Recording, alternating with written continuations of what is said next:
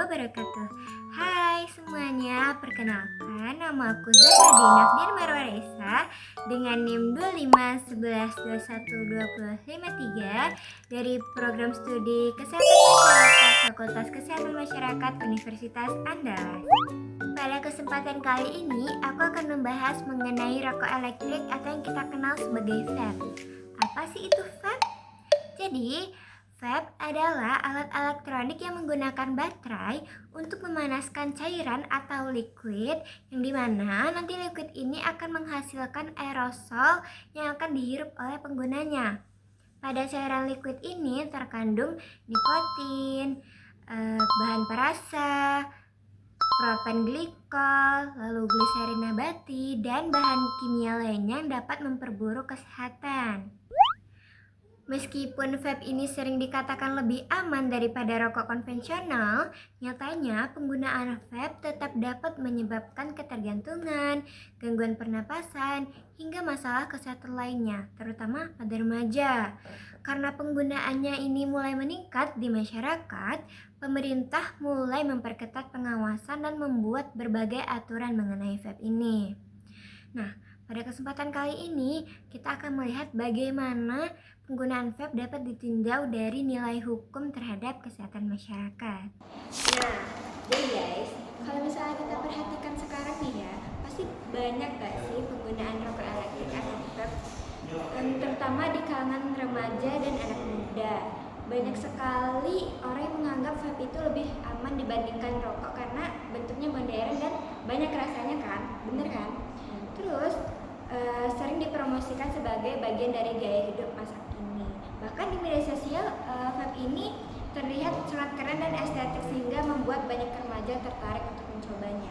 Padahal sebenarnya vape tetap memiliki dampak buruk bagi kesehatan karena mengandung nikotin dan berbagai zat berbahaya yang bisa merusak tubuh. Selain itu, meningkatnya penggunaan vape di kalangan remaja juga menjadi perhatian pemerintah karena dapat mempengaruhi kesehatan masyarakat secara luas. Soalnya juga aku sering lihat kan orang bilang kalau vape itu tuh lebih aman daripada rokok konvensional yang biasa dipakai. Nah, iya kan? Itu sebenarnya menjadi salah satu alasan kenapa penggunaan vape ini semakin meningkat. Banyak orang berpikir kalau vape ini lebih baik dibandingkan dengan rokok konvensional karena ini hanya berupa uap aja gitu dan nggak berbahaya. Padahal kenyataannya vape itu tetap mengandung nikotin dan dapat menyebabkan kecanduan. Selain itu, ada juga zat kimia lain yang dapat mengganggu kesehatan paru-paru dan sistem pernapasan. Dan yang lebih mengkhawatirkan lagi nih, remaja ada di kelompok yang paling mudah terpengaruh karena mereka mempunyai sifat yang FOMO. Berarti sebenarnya vape juga berbahaya ya, Zara. Terus pemerintah sendiri sudah ada aturan tentang vape belum sih? Sebenarnya pemerintah ini udah ada nih mengatur vape ini dalam peraturan pemerintah nomor 28 tahun 2024 tentang kesehatan. Dalam aturan itu, vape diperlakukan sama seperti rokok konvensional karena sama-sama memiliki dampak yang buruk bagi kesehatan masyarakat.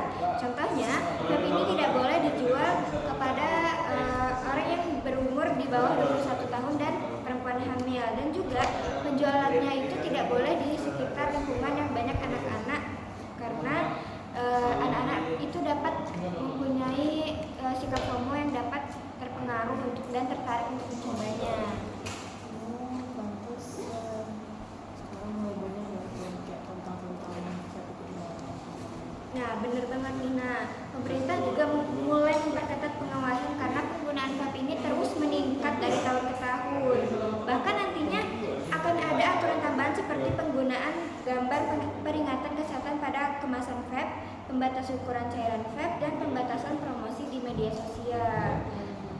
Hal ini dilakukan karena media sosial kan pastinya mempunyai pengaruh besar kan ya dalam promosi vape ini.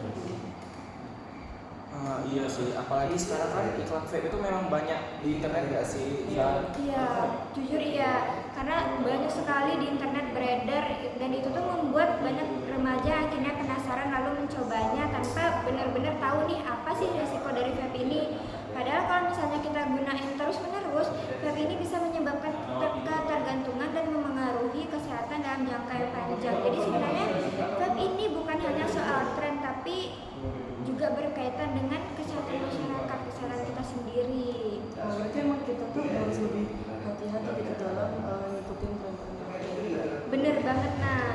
Sebagai remaja dan mahasiswa nih, tentunya kita harus lebih bijak dalam memilih gaya hidup dan jangan mudah terpengaruh karena ingin terlihat keren atau FOMO dengan teman. Kesehatan itu lebih penting kan, dan dampaknya bukan hanya dirasakan sekarang, tapi akan dampak jangka panjang.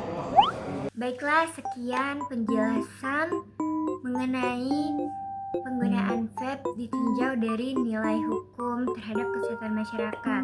Semoga ilmu yang kita dapat dalam video ini bisa kita terapkan dalam kehidupan sehari-hari, dan sebaiknya kita menghindari penggunaan rokok demi kesehatan kita di masa depan.